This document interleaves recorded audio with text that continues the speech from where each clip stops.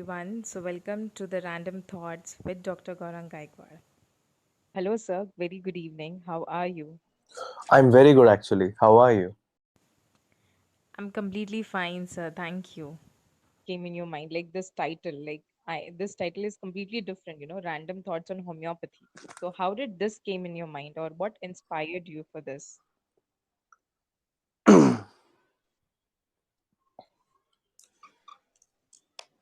So I think for me, I just wanted to share some very interesting experiences that I've had all through my life, and whatever I've learned a little bit. I wanted to share these ideas with our students because I started my journey of homeopathy about 16 years back, and I wonder how the first year student who just starts homeopathy, or the final year student just who's completing homeopathy, how he must be thinking, and what future lies for him or her. So I wonder if I can share some experiences, some thoughts, and maybe it could actually help some of them to deal with the situations a little better. Right, right. So, sir, I'm not sure about this, but I might have heard this that you got flunked in repertory, I guess so, and that made you like pursue repertory. I would really want to know that. Who told you that? You only told, I guess, I don't somewhere in live or remember. something. Okay. No, it's not like that. So it's Okay. a very interesting story, but I think many of the students will actually relate with this. So when when I was studying in my undergraduate days, I told you that I was a fairly notorious kind of a student, and Yeah. I was a general secretary in my college, and the students' council and all this generally takes place in the third year. So in the third year, I kind of became the general secretary of my college, which is in Mumbai, which is a premier college of homeopathy. It's called as CMP Homeopathic Medical College, Hmm. and it was my dream to be general secretary also, because I wanted to know what it is like to do some things, and I did some very very interesting things when I became the general secretary in the college. So when I became the general secretary, um, there is a lot of politics that happen in college. Okay, so I was kind of supported by my mentor, Dr. Vijay Vaishnav, and I kind of always would speak so highly about him to everyone that Dr. Vijay Vaishnav at that point was one of the most popular persons in the college, because I Hmm. was like a humongous fan of him, and I kind of used to study with him, and there used to be a whole hoo-la-la about the whole situation. Yeah. And at that point, there was one professor. I wouldn't want to take that professor's name Yeah. Yeah. because I feel it's not fair. But, anyways. So, this professor, who was at that point head of the department of repertory, he kind of didn't like this situation of me kind of, talking so highly about one person. So, when I was walking one day with my friends, he just called me that, hey, you come here. So I went there, and he said that, you are in third year. When you come in fourth year, there is repertory, and I'm the head of the department, and I'm going to make sure that you fail. So I, for the world of mine, couldn't understand what is he talking. I mean, I couldn't understand why is he saying that, and I really didn't. So it took me few moments and few days to understand the whole circumstance and the whole of the what happened here. So I went into the fourth year, and he openly kind of challenged that, I want to see how you go, how you finish your fourth year. And I don't know what happened. I I I was a very poor student of repertory in my college days. I was a very bright student for Materia Medica, because I used to read Materia Medica from about 50 or 60 different books. I had formed a Materia Medica club in my college, Yeah. where we used to there were about 20-25 people who would sit back in the library, and after the college, and I would give them one Materia Medica book, and I would tell, okay, let's study Lycopodium today. You read from Lippi, you read from Allens, you read from Kent, you read from Dunham, you read from Nash, you read from Farrington, and then after you read, after 1 hour, let's meet up, and then you tell me what was the interesting part from each, and so that everyone gets to learn about the whole thing. It was like a one remedy a day. It was very interesting. um, so I was totally kind of fanatic about materia medica and clinical medicine. I was very very very interested in clinical medicine, so I used to read from Harrison right from third year. Mm. So I was able to correlate materia medica and repertory. But anyways, the masala is here that that this person kind of going to, so I didn't understand, and I he almost flunked me in my, what do you call it, as like a semester or like a card Yeah. test, or I don't know what you call, like internal examinations that you have. Mhm. He kind of flunked me. And I was like, okay, I don't know whether I'm going to pass or no. And I never took repertory so very super seriously, because repertory is not the most important subject during the college days in the exams.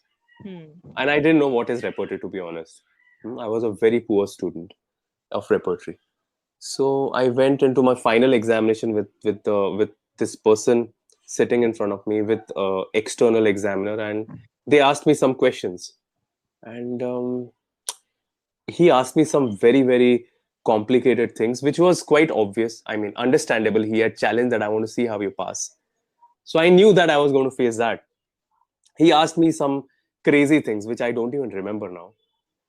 Um, like, which year this came up, why which year that came up, and all that kind of thing. Yeah.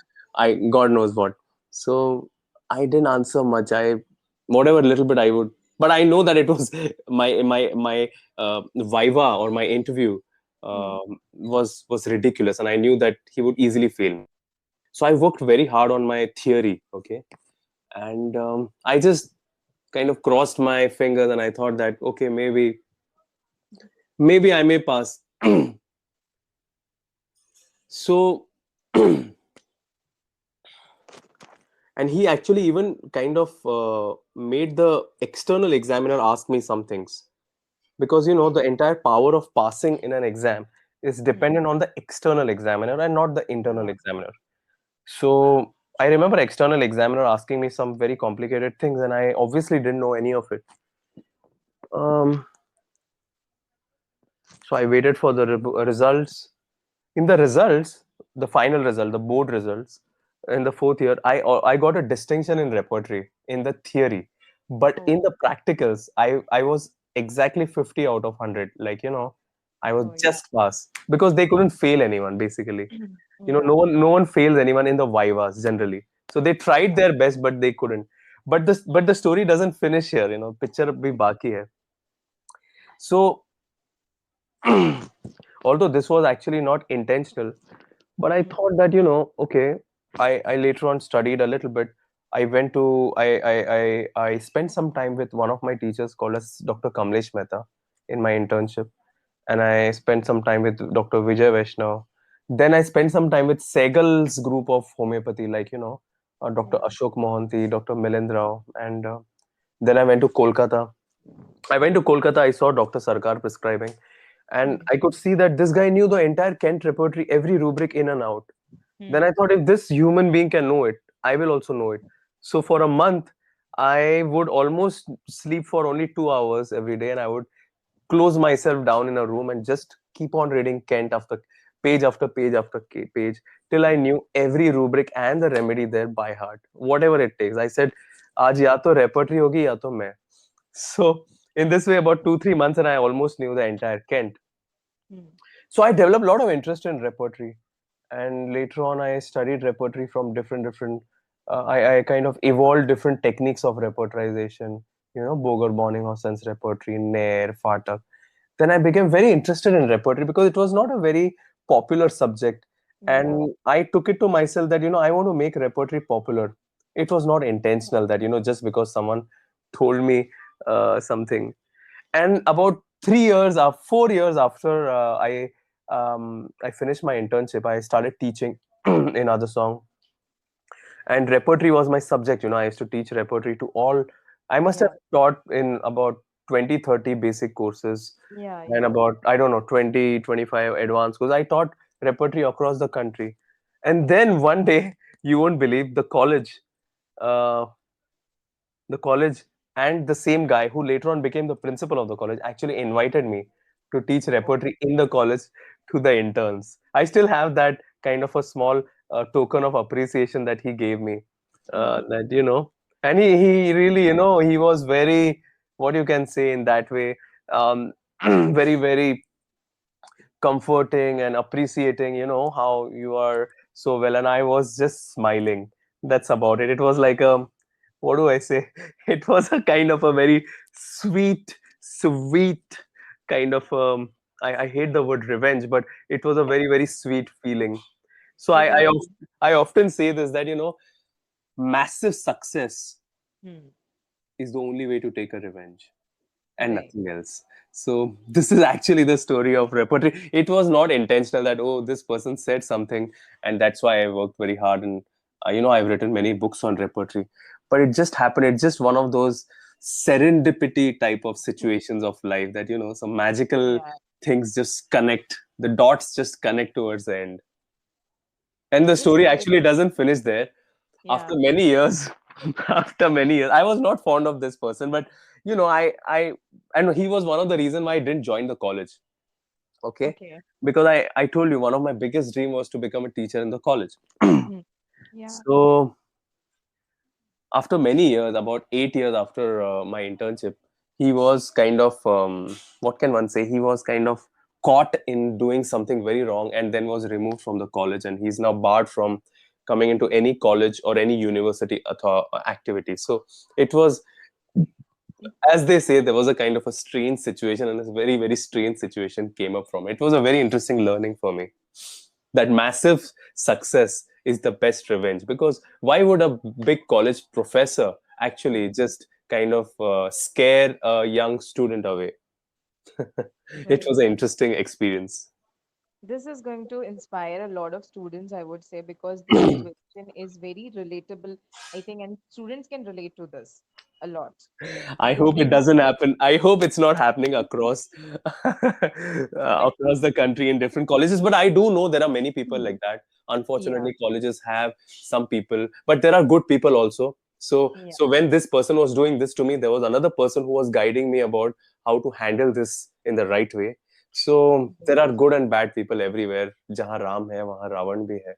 So yeah, it's about just keeping your head straight above your shoulders, and just taking one day at a time. Right, right. This is really going to inspire students because, like you said, जहाँ राम है वहाँ रावण भी है. So we kind of students tends to focus on the bad side only, the negative side only. कि okay वो Yeah. politics है and ये सारी चीजें हो रही है.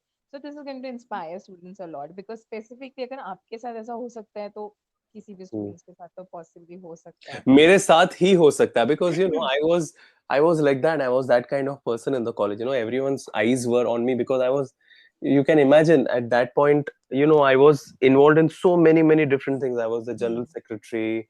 I was very interested in dancing at that point, so I used to go to different college festivals, and I had won few certificates in that way. I used to go to different hospitals to learn. I used to conduct strikes against college authorities. So I had done all kind of things, which typically the college managements may not really like. So yeah. This is something like we students don't know. Actually, did you said dancing?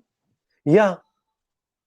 We have never seen you like talking about dancing or something. We have seen you like heard you talking about music and all, but never dancing. Yeah, music and dancing I am very fond of in that way. Okay. I Okay. think everyone should develop a kind of um, a separate kind of a world where you can kind Mm. of forget yourself, Right. and your who you are as a person, because that's where actually you might actually find yourself. And I had this kind of discussion with many different people. Recently I was Mhm. discussing with Dr. Gajan, Yeah. who was very close to me also. We were discussing just this thing. He told me how he's interested in painting, and he does a lot of paintings. And Yeah. he told me that how when he does that, he almost kind of forgets the world. It's very Mm. interesting. and I was talking about music and movies and dancing to him, how it kind of I've started getting involved again after almost, I don't know, 12 or 13 years in this. So it was interesting. We shared some notes, and there are such kind of things. You know, Dr. Sankaran is so involved in Yeah. music in that way. Yeah. That's probably one of the ways why his creativity never dies. Once you're Right. involved, homeopathy is a very artistic thing. So when Hmm. you're involved in art doesn't stop in one area. It will always keep revolving and evolving in different areas. So I highly recommend all students that they should be involved in some art form other than Hmm. their profession, because it will always help them to kind of forget themselves and also find themselves through it. It's a very Hmm. interesting thing. Maybe some students may understand this 10 years later. Right, right. Okay, I'm just asking you a random question. It just Random, clicked. yeah. Yeah, I just clicked right now.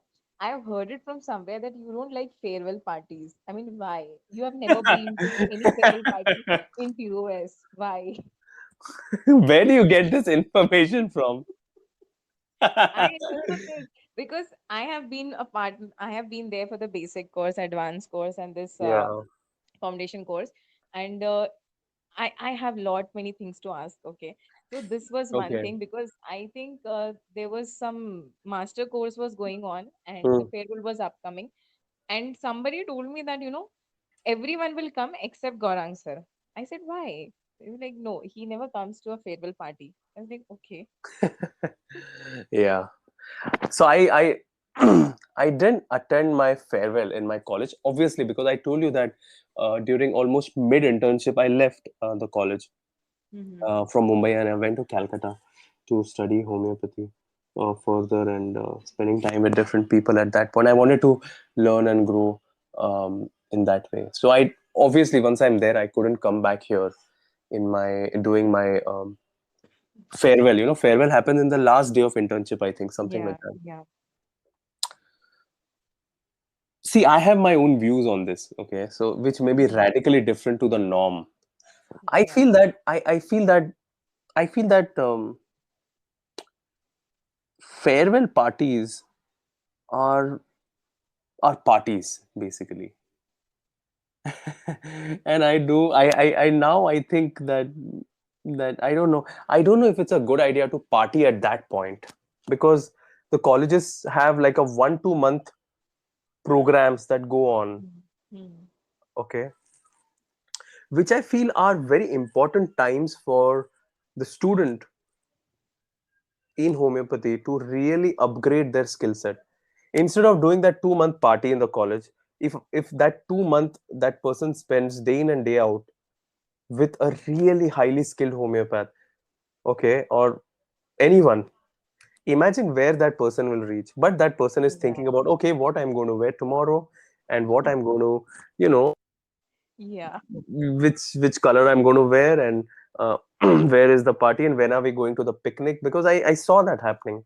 I saw that happening every year, because remember, I was the general secretary, and I mm, organized about 2 or 3 different farewell parties, and I could see them. I could see all the interns out of them, and there are some good people also. There were people who were serious also, but they would spend 2 to 3 months practicing their dances, singing, music, dramatics, etc., etc., as if this was the last day to dance.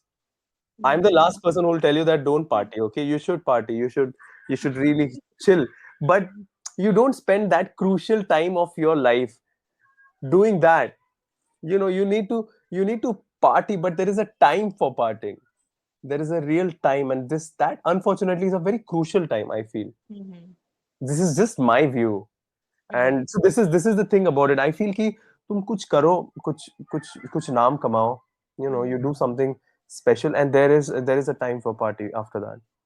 Okay. So it's like you want people, or for you, it is like you want to utilize that time into something fruitful. I think that it's a kind of a mixed view that I have. Mm, right.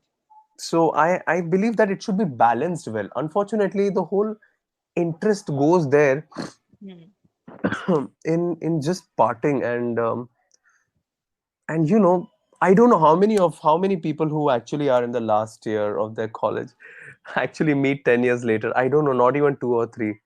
So Okay.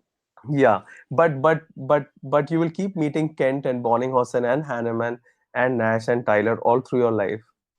So maybe you can just saying a farewell to your so-called friend in your final year or your internship.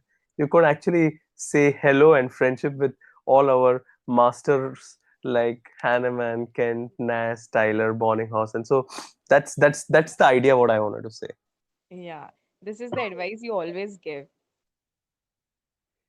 Yeah, Okay, this I feel there is a time for parting. I genuinely feel Mm, that. I genuinely feel once things are set up and once you do some really good things in life, you will feel like parting. right. You can really party that time. It doesn't mean that you don't party generally.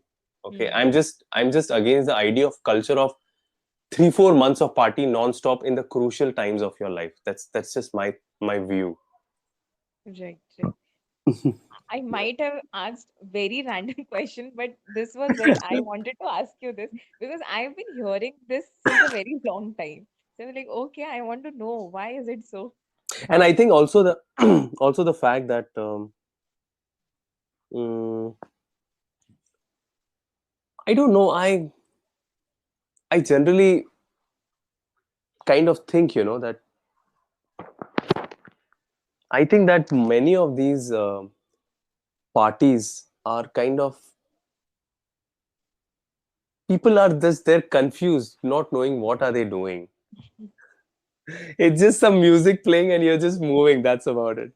So I feel, yeah. So I feel that there should be some intention or something about it. So I have personally organized and done many parties in other songs. So we've done some crazy things there, but Mhm. there was a time for that. Not Yeah. every month. Yeah. Okay. Okay, this talk is very interesting, and I have so many questions, random questions to ask. So let's just continue this to the next episode. And yeah, thank you.